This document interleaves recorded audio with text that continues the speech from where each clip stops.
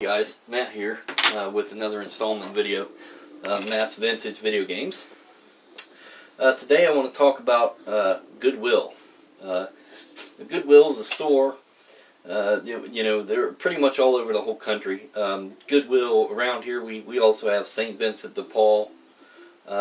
We have a few other kinds of variety stores that are like this. These stores were created to be a place for people that are destitute, don't have a lot of money, poor people, for them to shop, not have to spend full retail prices on used merchandise. That's not what's happening. They're getting their inventory for free. When you walk in the store and you see this huge room just filled with stuff, they didn't pay a dime for it. People donate it, drop it off. They say, well, we'll give you a tax credit, for your stuff. I mean, guys, I pay for my inventory, just like any other vendor I know, anybody that's a store owner, entrepreneurs, we pay for our merchandise. Goodwill gets their merchandise for nothing. Now, that's all good and fine. I mean, I would love to get my merchandise for nothing. Nobody out there in this world that wants to just donate to me, at least not that I've found yet. I mean, hey, if you want to donate to me, guys, look me up. Gee, I'll be more than happy to take stuff off your hands. But, I'm content to pay for my merchandise. That's how the business is run. That's how any other business has ever been run. So why is Goodwill different? They go on this concept of where they're offering things at a lower price for the less fortunate to be able to purchase them, and they're just lying to everybody. They're not. I mean, you know it if you've gone in there. Now you might be able to get a cup and saucer for next to nothing, or maybe somebody's used blender, for $5 or $10. I mean, that's fine. But you could wait until yard sale season and probably get it for $2. I mean, just saying, clothing, some deals left in there, but for the most part, you can't even go to Goodwill and buy clothes anymore, guys. I remember when I was a kid, my grandmother would take me and my sister to Goodwill, and we would buy. I remember getting a pair of jeans that were like Levi's. They were like. They were the ones that just came out. Everybody was wearing them. They were like Stonewash or something. And I really wanted a pair. We couldn't afford it, And $1.75, $1.75, and they looked like brand new. I just couldn't believe it. I was stoked, So now you go in there and you try to find something like that. I mean, if it's designer, it's almost exactly what it cost in the store, or what they sell it for on eBay. So the store has went from a place that sells to less fortunate people to a retail store that gets their inventory for nothing. So that makes them into a $5 billion industry a year. It's $5 billion with a B, guys. The only other retail chain that I know is a billions of dollar industry would be Walmart, Target, big names like that, big names. So these guys have built themselves into a multi-billion dollar industry, and they're doing it by asking you to donate them their merchandise. So just so you know where your money's going. You can't buy anything good there anymore. I used to go there for all the game stuff. I used to get a bunch of stuff there and find, different old Atari games and Nintendo games. And I get it on that. The market's changed. What used to be $1 is now $5 or $10 or $50, So, I get that part of it. But if it's a $50 game, why are you selling it to me for $50? I mean, you know what I mean? I mean, and the thing is, they're really not. What they're doing with that item that's worth $50 is they're sending it to their main distribution center, which is then putting the stuff on eBay. There's a Goodwill Industries on eBay. That's the main Goodwill store that takes in all the expensive, the high-end, the retro, the rare, and puts it on eBay for absolutely full retail price. So not only are they cheating you by taking in your items, they're not selling them to somebody for $20 or $30. They're selling it to you for $50. So, just be warned that they're not they're not a place that's really here for anybody anymore. They're really not. They're not here for the less fortunate. They're not here for the destitute. And you think, well, I know somebody's chomping at the bit to make this point that, well, Goodwill hires people that are less fortunate, that are, how do you say in a nice way, a few French fries short of a Happy Meal, have some kind of disability. Yeah, they do. But did you know, and would you be surprised to know, that some of these people make 33 cents an hour? That's today. I'm not talking about 55 years ago. I'm talking about today. 33 cents an hour.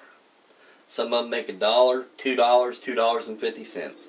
Well below federal minimum wage. Now, how are they doing it? There's a loophole in the law that was introduced back in the 60s that tells them that they can do this. It's perfectly legal. They're doing it. They're still doing it today. There's many YouTubes out there. I'm gonna post a link below here, and it's going to take you to a couple different things that I watched last night on YouTube about Goodwill's employees. This is real stuff. This is real. I'm not kidding you. They actually are paying these people very, very, very little money, and they're doing it across the board, all over the place, all over the United States. They're doing this to people, and it's people that have obvious issues. So not only are they taking in your stuff, not giving you a penny for it, not only are they taking that stuff and selling it for full-on retail prices, now they are picking on the destitute people that they are supposed to be there to protect and serve. So, no, they're not law enforcement, but they were built to cater to people like this that need this kind of stuff at a reduced price because they can't afford it. And what are they doing on top of all that? They are paying these people. Yes, they're employing them, but they're paying them peanuts, basically. Paying them pennies. Just throw a couple cents on the ground and work another hour for me. I mean, that's absolutely appalling. It really lights a fire under me.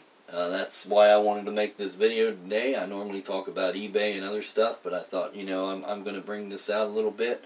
There's already been videos done on it.